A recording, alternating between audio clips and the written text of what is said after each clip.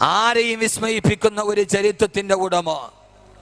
അങ്ങനെ ഒരു മനുഷ്യൻ ലോകചരിത്രത്തിൽ കടന്നു പോയിട്ടുണ്ടോ എന്ന് പോലും പലപ്പോഴും ഉമറിനെ ഒരു പഠന വിധേയമാക്കുമ്പോൾ നമുക്ക് തോന്നാറുണ്ട്.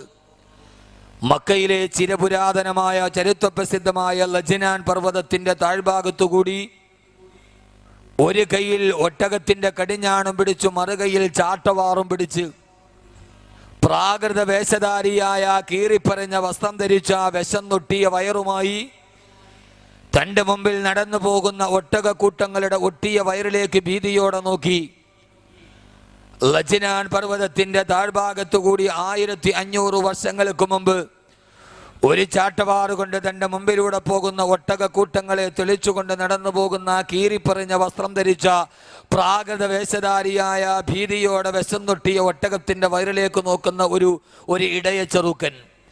ആ ചെറുക്കൻ